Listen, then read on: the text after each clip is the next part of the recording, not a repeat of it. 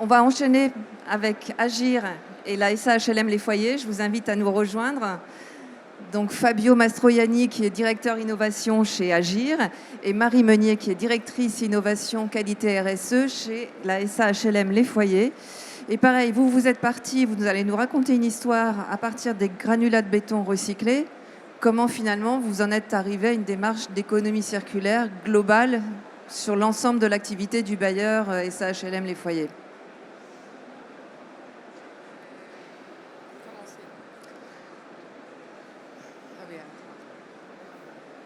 Donc, bonjour à tous. Donc, je représente Emmanuelle Sanz, directrice générale adjointe pour les ESH BSB Les Foyers, qui m'a demandé de partager notre expérimentation en matière d'économie circulaire, sociale et solidaire. Alors l'histoire, elle commence autour d'un établissement pour personnes âgées qui est géré par la congrégation HSTV. Au démarrage, dans cet établissement, on étudie l'hypothèse évidemment de la réhabilitation, mais pour des questions de normes, en fait, cette solution n'est pas retenue. Et donc, on se dirige plutôt vers un projet de construction. Et le bâtiment existant va être réemployé pour d'autres usages. C'est l'occasion en fait pour le gestionnaire de travailler sur un nouveau modèle d'EHPAD, et c'est dans ce projet-là qu'on va s'embarquer avec eux. Et à ce moment-là, il y a l'AMI de l'Union pour déployer l'économie circulaire, et c'est là qu'on commence à travailler avec Agir, qui va nous accompagner pour déployer ça dans nos activités en fait. Oui, tout à fait. Merci Marie. Donc, bonjour à tous. Dans un premier temps, moi je suis ravi d'être ici pour aussi témoigner de ce que l'on fait avec BSB Les Foyers, mais surtout étant issu du logement social, je peux considérer aujourd'hui que l'ADN même de l'économie circulaire et son fonctionnement n'appartient qu'à, entre autres, et après à tout le monde, qu'au logement social, puisque c'est ensemble les locataires, on en parlait tout à l'heure, les employés d'immeubles, gardiens d'immeubles, les régies, le modèle systémique qui fait que demain, les filières vont se bâtir et que les acteurs de la construction et de l'immobilier vont pouvoir se structurer pour réemployer au mieux, réutiliser ou bien recycler, qui sont bien trois termes bien différents. Notre modèle, en tout cas chez Agir, de notre point de vue, il est donc inclusif puisqu'il embrasse tout le monde, il est systémique puisque c'est à l'échelle d'un système tel que l'informatique, dans des organisations professionnelles, et puis il devient transformatif par les différentes expériences, au même titre que l'innovation aujourd'hui l'est fait avec des preuves de concept, jusqu'à de la démonstration. Chez BSB, c'était évidemment l'aventure que l'on a conduite. Effectivement, c'est ça qu'on a découvert au fur et à mesure en travaillant avec vous, c'est que déployer l'économie circulaire, en fin de compte, c'est une autre manière de produire, et ça amène aussi d'autres transformations, ça engage bien au-delà. On vous présentera tout à l'heure avec Fabio les applications opérationnelles dans certains de nos programmes, mais ce qu'on voulait aussi vous partager, c'est les autres démarches qui sont engagées. En tant que bailleur social, on va construire un habitat pour des clients, des locataires, des résidents, mais en fin de compte, on produit aussi un outil de travail en fait. Là, dans cet établissement, c'est des professionnels de santé, c'est nos collaborateurs qui vont assurer l'exploitation du bâtiment, et donc on va transformer en fait le mode de vie, le mode de travailler de ces personnes. Et on va aussi transformer les acteurs avec lesquels on travaille, les collectivités, les entreprises, les fournisseurs. On a besoin d'embarquer tout le monde en fait dans cette aventure. C'est pas seulement des choix techniques, c'est une autre manière de travailler, de produire. Et c'est là qu'on commence à voir le lien entre économie circulaire et les principes de l'économie sociale et solidaire qui sont aussi très ancrés dans nos activités. Pour nous, du coup, l'économie circulaire, c'est produire et consommer autrement. Et ce qu'on aime aussi dans cet accompagnement, c'est qu'on va mobiliser les 7 piliers que je vais te laisser nous présenter. Oui, alors rapidement, pour revenir un petit peu sur la genèse, l'économie circulaire, c'est Fondation Ellen MacArthur, les années 70. L'économie circulaire, c'est 7 piliers. On pourrait même aujourd'hui, à l'heure où on se parle, en rajouter 2, puisque si on raccroche le numérique et le digital et l'économie sociale et solidaire, on pourrait en remettre 2. Mais ça a été créé dans les années 70, et c'est donc 7 piliers qui bâtissent le principe de l'économie circulaire. On a parlé évidemment du réemploi, qui est un des items, un des piliers de l'économie circulaire, mais on va de l'approvisionnement durable, donc au début de la caractérisation et du fournisseur qu'on va utiliser. L'éco-conception, on parle tous du BIM, vous le connaissez, la maquette numérique, le carnet numérique, la capacité de pouvoir éco-concevoir avec aussi l'ensemble de l'équipe pluridisciplinaire de maîtrise d'œuvre et pas que. Ça fait une banque de données, on l'a évoqué tout à l'heure.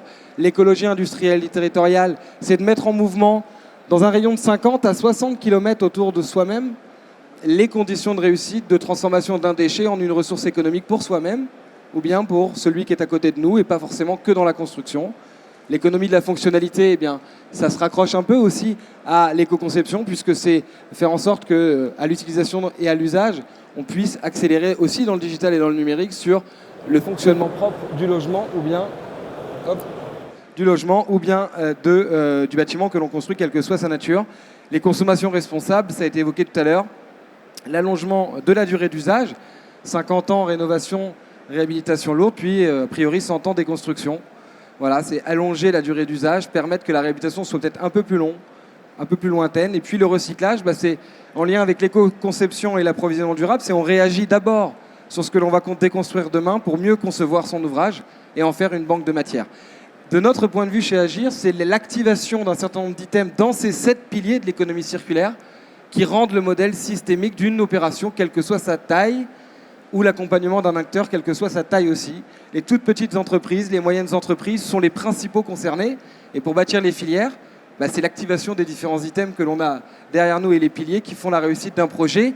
Je l'ai dit bien, pas à pas, puisque tout ça n'est derrière que de l'économie aussi. Et par rapport à cet exemple de Tinténiac, on voit qu'il y a des passerelles aussi au regard du projet social dans cet établissement. En fait, il y a le projet de construction de l'établissement, mais il est lié aussi à un projet social du gestionnaire qui va se saisir de ce projet pour créer un centre de ressources gérontologiques. Et en fait, on s'appuie sur la conception architecturale. On le verra tout à l'heure, il y a une illustration qui est innovante du point de vue de la conception. Aussi parce que l'objectif, c'est que les résidents se sentent comme à la maison, puissent s'approprier les lieux. Il y a un espace communautaire où on va retrouver un dépôt de pain, de presse, un espace de santé et de bien-être, des professionnels de santé, paramédicaux. Tout ça pour les résidents, mais en fait ouvert sur le reste de la ville et ouvert aux autres habitants. Et moi, je trouve qu'on fait le lien avec l'économie de la fonctionnalité, avec la mutualisation des services. C'est là qu'on voit le lien entre économie circulaire et économie sociale et solidaire.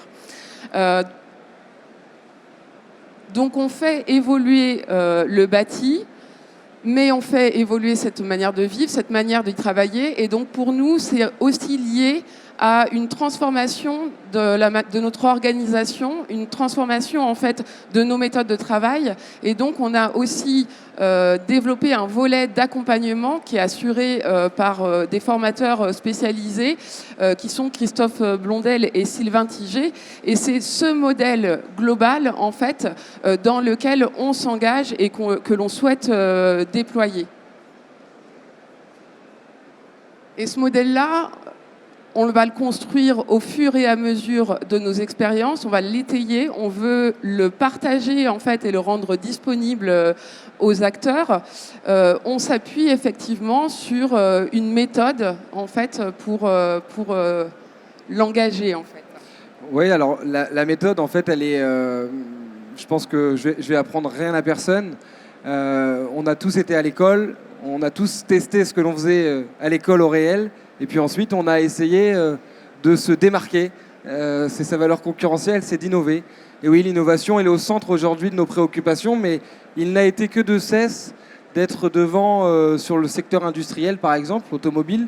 Et donc notre rôle, en tout cas chez nous, ce qu'on souhaite, c'est former parallèlement, s'appliquer dans les opérations directement depuis les formations pour aussi recueillir les besoins des terrains et pas faire en sorte que d'avoir des formations initiales ou ponctuelles, c'est de les tester directement sur les opérations, voir si ça marche ou ça marche pas, parce que c'est que comme ça qu'on voit si ça fonctionne. Et puis parfois, il faut aussi innover. Alors je prends l'exemple parfois dans certains territoires de matières qui existent, Je vais donner l'exemple, par exemple, d'une poisse d'imprimerie qui, pour certains, valent rien, et puis pour les TP, sont un réarmement d'enrobés à froid.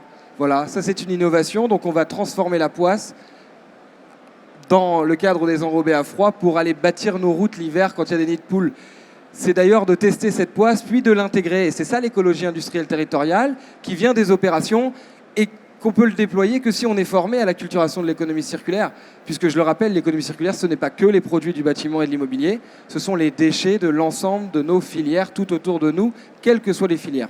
Et c'est donc avec ce triptyque, formation, opération, innovation, qu'on considère que dans les preuves de concept, dans les opérations réelles, puis pour bâtir des filières, qu'on peut avancer avec l'ensemble des industriels locaux au rayon, je le dis, de 60 km aujourd'hui. Parce qu'on n'a encore pas inventé des drones qui vont plus loin. Donc,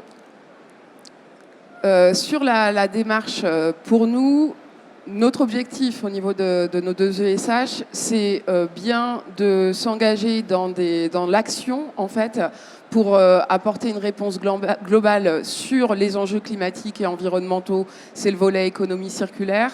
Pour porter des projets à impact positif aussi pour les territoires sur lesquels on intervient, pour répondre aux attentes sociétales aujourd'hui où on cherche à apporter des solutions en matière de qualité de vie au travail. C'est un système en fait vraiment qui est global, qui est ouvert, qui va être en constante adaptation. Et ça, on a besoin qu'en interne, toutes les équipes soient dans cette dynamique-là. C'est pour ça que, effectivement, une des premières actions qu'on a eues ensemble, ça a été de développer un parcours de formation globale à l'économie circulaire. Tous les collaborateurs ont été formés, pas seulement les responsables de programme, en fait. Il s'agissait vraiment que tout le monde comprenne ce qu'on met derrière ces notions-là.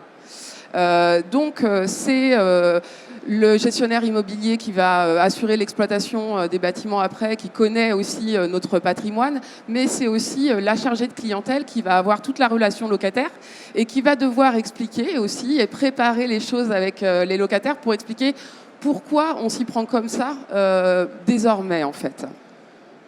Ouais, Marie, peut-être pour rebondir, puisque j'ai eu la chance d'être formateur jeudi il y a 3 semaines sur une session de formation, et j'ai vu à quel point les équipes, quelles que soient les fonctions, oui, les fonctions, bien partagent. Et je crois que l'économie circulaire, c'est aussi ça.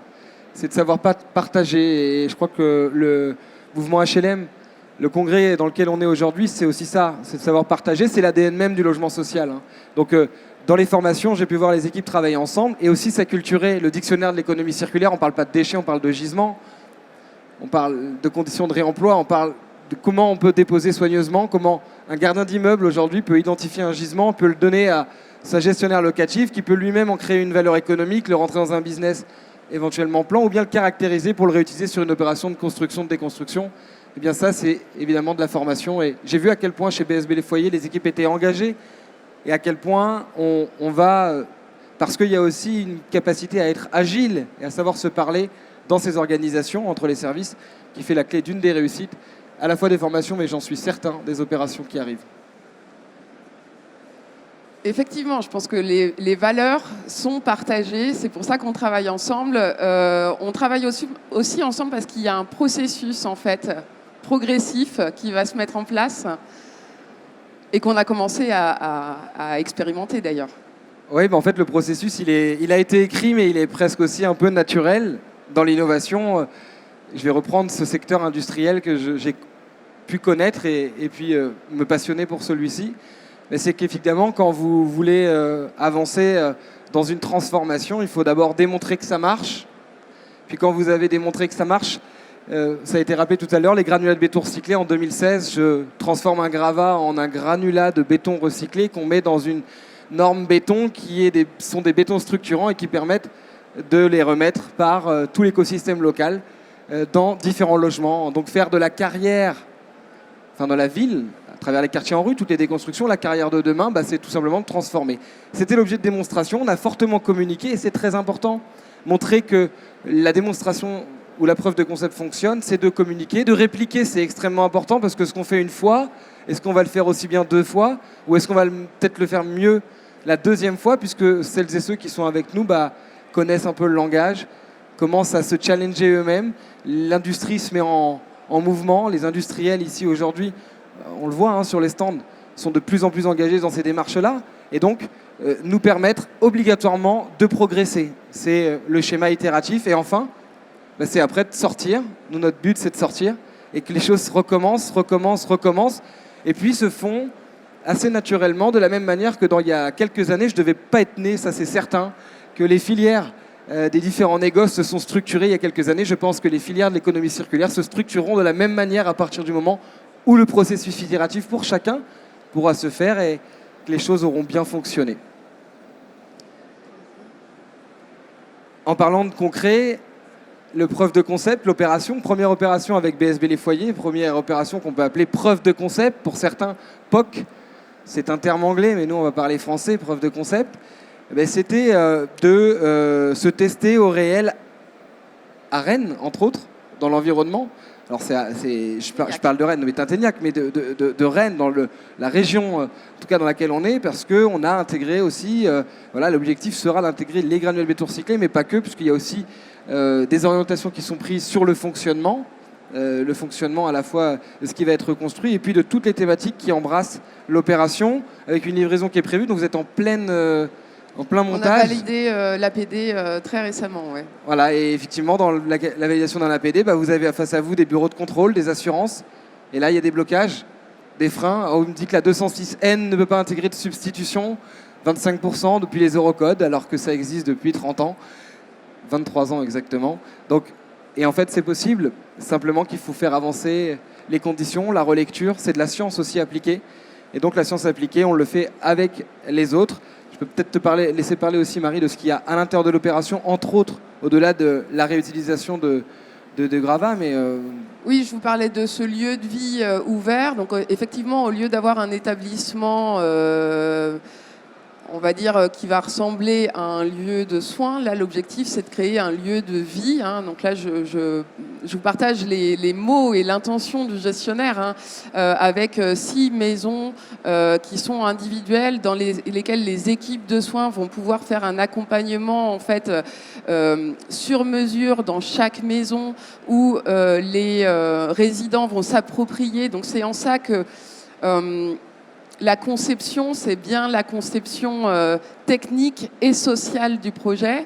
On a effectivement été retenu dans le cadre de l'AMI matériaux biosourcés, donc on intègre aussi ce volet-là dans le projet. Et puis là, vous nous avez accompagnés à Agir pour identifier tout le potentiel qu'on peut mettre en application.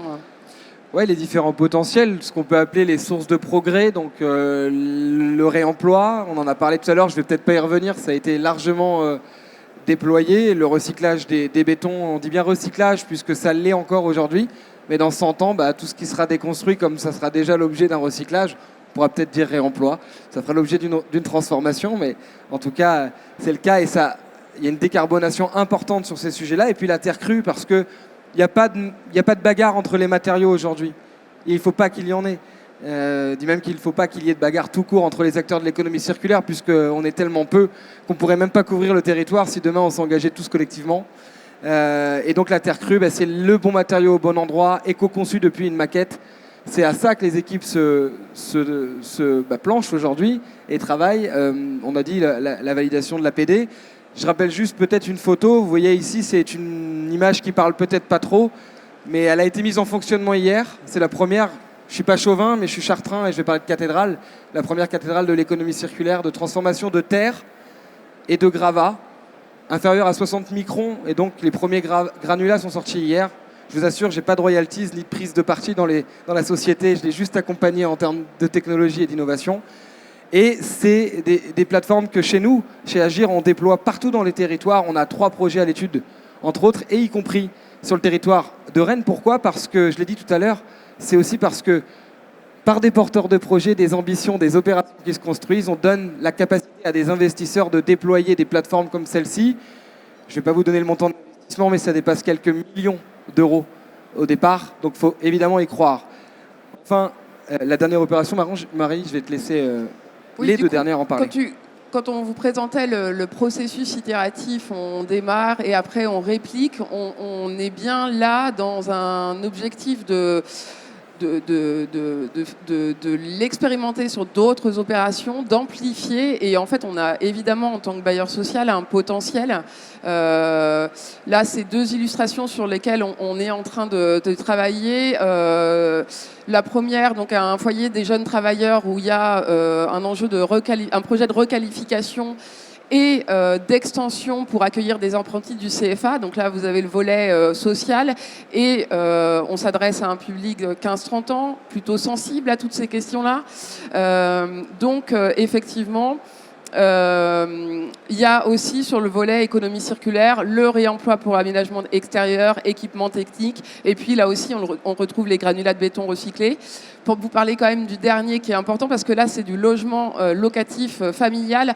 C'est un projet qui est intéressant parce que c'est une rénovation en conception-réalisation sur lesquels il va y avoir de l'innovation technique avec l'utilisation de la chaleur palatale de data center dans les logements.